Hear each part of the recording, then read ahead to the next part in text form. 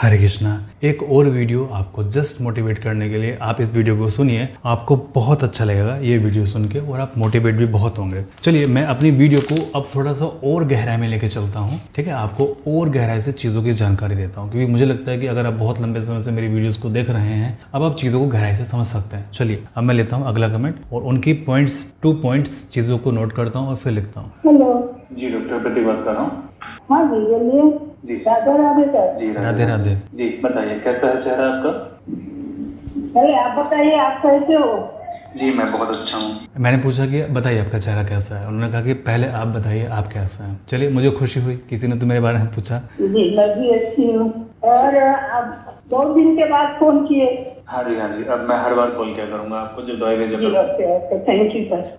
अब इन्होंने कहा कि बहुत दिन के बाद कॉल किए। पहले समस्या ये थी कि जिन लोगों का ट्रीटमेंट हमारे पास से चल रहा है वो पेशेंट पे करते थे, अपनी प्रॉब्लम्स को ऑडियो मैसेज में या फिर टेक्स्ट मैसेज में मेरे पास में भेजते थे। मैं उनकी बातों को सुनता था, मेडिसिन नोट डाउन करता था और मेडिसिन को भेज देता था। तो वो कारण क्या था? क्योंकि मेरे पास में बीच का समय नहीं मिल पा रहा था कि मैं कब बात करूँ पेशेंट से, क्योंकि सुबह से लेकर शाम तक रात तक मेरे पास में यहाँ पर ऑफलाइन पेशेंट चलते रहते थे। अब शाम को 9 या 9:30 बजे के बाद कोई मतलब नहीं बनता कि किसी के घर में कॉल किया जाए। शायद वो लोग सो रहे हों, शायद वो लोग मतलब डिस्टर्ब नहीं करना चाहिए किसी को 9 या 9:30 बजे के बाद में, तो फिर मैं नहीं करता था। और नेक्स्ट डे भी फ्री है 10 बजे से लेके फिर रात के 8-9 बजे तक मेरा क्लिनिक चलता रहता था और मुझे टाइम नहीं मिलता था, जिसकी वजह से मैं बात नहीं कर पाता था। ठीक है, बस रात में बैठ के फिर उनके क्लिप सुनता था और उनको मेडिसिन भेज देता था। लेकिन अभी ऐसा नहीं है, मैंने अपने क्लिनिक का टाइमिंग जस्ट चेंज किया है। 11 बजे से मैंने 3 बजे तक किया है अपना ऑफलाइन, और ऑनलाइन का मैं सुबह से लेके 11 बजे तक और फिर उसके बाद में शाम के नंबर में देखता हूँ 9 बजे तक। ठीक है, यानी कि शाम को 4 बजे से 9 बजे तक मैं सारे के सारे ऑनलाइन पेशेंट देखता हूँ और जितने भी लोगों ने मेरे को पे किया है मेडिसिन दोबारा मंगाने के लिए उन सबसे बात करता हूँ। तो इसलिए अम्मा जी ने कहा कि बहुत समय बाद बात की आपने। जी अभी आप बताइए आपका चेहरा कैसा है? चेहरा तो मेरा लगभग 50% तक में अच्छा है सर। अच्छा हाँ और अल्सर बताया था आपने? हाँ सर वो भी मेरा आराम है सर। 75% तक में आराम है सर मेरा। सर कहाँ था आपको? पेट में था सर। अल्सर में 75% आराम है आपको? हाँ जी। कोई और दवाई तो नहीं खा रही हैं आप? नहीं कोई मैं दवाई नहीं खा रही हूँ। अल्सर में क्या परेशानी होती थी आपको? मेरे को ऐसा था कि मेरे को ऐसा जलन होता था, उसके बाद से उल्टी बहुत, सुबह सुबह मेरे को इतनी उल्टी होती थी, ऐसा लगता था कि ब्रश करने के बाद से भी ब्रश कर लो, उसके बाद से भी। तो मेरी बेटी बोली थी मम्मा ब्रश करके कुछ खा लिया करो, कुछ शायद उल्टी नहीं होगी आपकी। तो वो भी मैं करके देखी।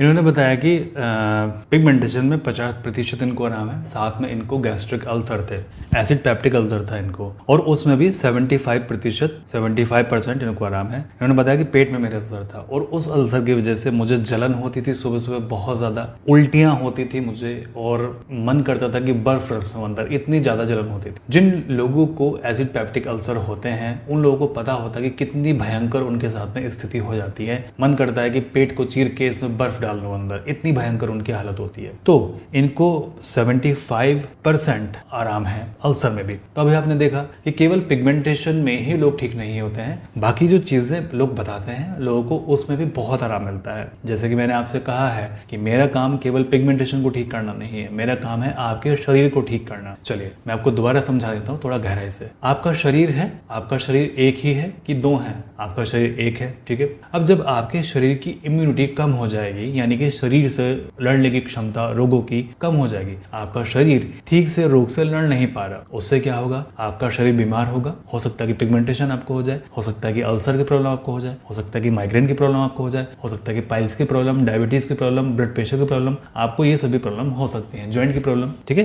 क्यों हुआ ऐसा? क्योंकि आपका शरीर उस चीज से फाइट नहीं कर पाया, आपका शरीर उस चीज को हील नहीं कर पाया, आपके शरीर ने उस चीज को ऑटोमेटिकली ठीक नहीं किया। बचपन में क्या होता था? बचपन में सारी चीजें ऑटोमेटिकली ठीक हो जाती थी अपने आप। आजकल का तो बचपन भी ऐसा कि लोगों का ठीक नहीं होता, क्योंकि जरूरत से ज्यादा कंसर्न कर रहे हैं लोग इस चीज में। चलिए वो दूसरा टॉपिक है। तो क्यों नहीं ठीक हुआ? क्योंकि आपका शरीर उस लायक नहीं है। ठीक है, अब अगर मैं आपके पिगमेंटेशन को ठीक करने बैठ जाऊं, कोई भी चीज देके, कोई भी आर्टिफिशियल चीज मैंने आपको दे दी चेहरे पर लगाने के लिए और मैंने आपका पिगमेंटेशन को ठीक कर दिया, अब आप बोलोगे डॉक्टर्स बोलते हैं कि पिगमेंटेशन कभी नहीं जाता। अब आप मुझे बताओ, जब तक आपका डॉक्टर आपके शरीर को ठीक नहीं कर देगा पिगमेंटेशन कैसे जाएगा आपका? आपके कमजोर शरीर ने आपके पिगमेंटेशन को पैदा किया है, ठीक है। डॉक्टर ने या फिर आपने क्या ट्रीटमेंट किया? केवल अपने चेहरे का ट्रीटमेंट किया। शरीर का ट्रीटमेंट कौन करेगा? ठीक है, मेरी बात का समझ में आया आपको जो मैंने क्या पॉइंट बोला? आपके शरीर को कौन ठीक करेगा? तो मैं यहाँ बैठकर आपके शरीर को ही ठीक करता हूँ, जिससे परिणाम क्या होता है? लोगों का माइग्रेन ठीक, पाइल्स ठीक, गैस्ट्रिक अल्सर ठीक, डायबिटीज भी रिवर्स होने शुरू हो जाती है, ब्लड प्रेशर भी ठीक होना शुरू हो जाता है, और भी जो समस्याएं होती हैं वो भी ठीक होना शुरू हो जाती हैं।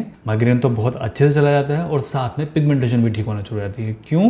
क्योंकि अब मैंने शरीर को आपके उस लायक बना दिया कि वो अपने आप को हील कर पाए, और यही होती है पूरी तरह से जड़ से ठीक करने की शुरुआत। अगर आप केवल और केवल लोकल सिम्टम्स को, यानी कि केवल चेहरे को ही ठीक किए जाएंगे, आप जिंदगी भर इसको ठीक नहीं कर पाएंगे। लेकिन जब आप अपने शरीर की तरफ ध्यान देते हैं, शरीर की फिटनेस पर ध्यान देते हैं, आप इसको परमानेंट ठीक कर पाते हैं। ठीक है, थोड़ा मेरे को नॉर्मल होता था, फिर दर्द करने लगता था, मेरे पेट में बहुत दर्द। तो मैं आपसे फर्स्ट टाइम आपसे मेरी बात हुई तो मैं आपको बताई थी। हाँ, तो मेरा पेट में अभी दर्द नहीं है, कभी 2 महीने पर, महीना दिन पर, कभी 1 सेकंड 2 सेकंड के लिए। गैस्ट्रिक अल्सर की वजह से माताजी को बहुत दर्द होता था, लेकिन अब वो दर्द इनको नहीं है। इन्होंने जब मेरे पास में ट्रीटमेंट शुरू किया था, मुझे बताया था, आज ही मेरे को बता रहे हैं इनको दर्द नहीं है। कभी कभी होता है 1 या 2 सेकंड के लिए, बट अब नहीं होता। इट मीन्स इनकी बीमारी धीमे धीमे करके खत्म हो रही है। और खत्म क्यों हो रही है? क्योंकि इनका शरीर अच्छा हो रहा है, और इनका शरीर ही खुद अपनी बीमारी को ठीक करने में लगा हुआ है। जैसे अगर आपको यहाँ जख्म हो गया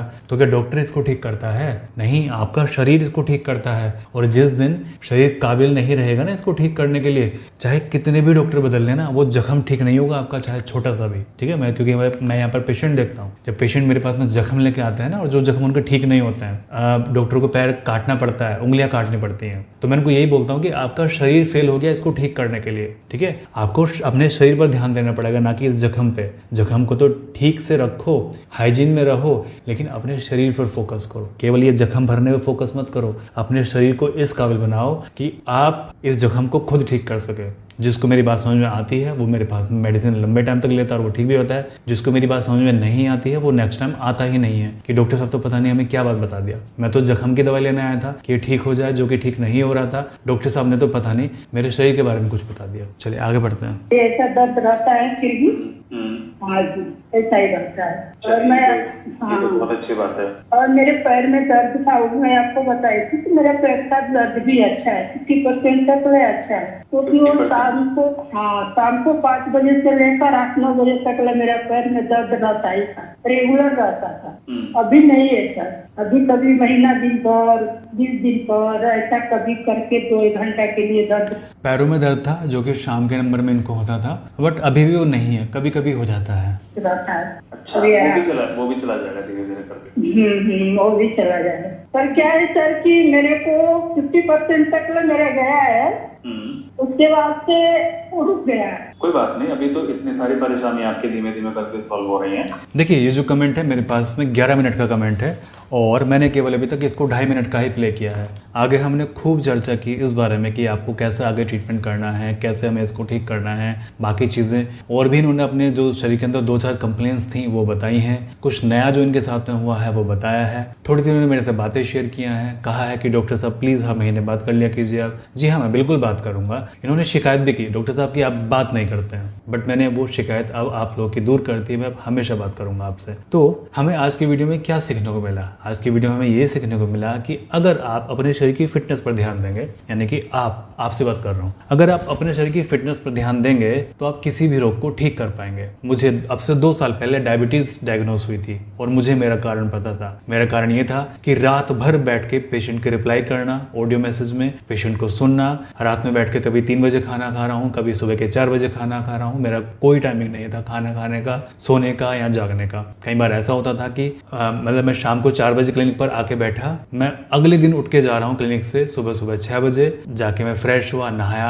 और उसके बाद में फिर से मैं क्लिनिक पर आके बैठ गया। मेरा कोई टाइमिंग नहीं था। उसकी वजह से मेरा इंसुलिन का रेजिस्टेंस हुआ, मुझे डायबिटीज डायग्नोस हुई। मेरी खाली पेट डायबिटीज 300 पार रहती थी, खाना खाने के बाद वो 450 के पार निकल जाती थी। लेकिन अब 2 साल बाद में जब मैंने ये सभी चीज़ें ठीक की हैं, अपने उस कारण को दूर किया है, अपने टाइम में बहुत बदलाव किया है, शेड्यूल किया है अपनी सभी चीज़ों को, अपनी डाइट में मैंने बदलाव किया है, तब आज के टाइम में मैं नॉन डायबिटिक पर्सन हूँ। मेरा जो HbA1c लेवल है वो 5.1, 5.3 और 5.5 आया है जब मैंने अलग अलग 3 लैब पर जांच कराई, क्योंकि मुझे आप लोगों को दिखाना था कि अगर एक लैब की रिपोर्ट अगर ये सही नहीं है तो दूसरे लैब की रिपोर्ट भी तो सही नहीं है क्या, और तीसरे लैब की रिपोर्ट भी सही नहीं है क्या। मैंने 3 अलग अलग लैब पर जांच कराई है सेम डे, और सबकी एक ही रिपोर्ट है। किसी ने मेरी डायबिटीज़ को बताया 97 खाली पेट, किसी ने कहा 101 और किसी ने कहा है 91।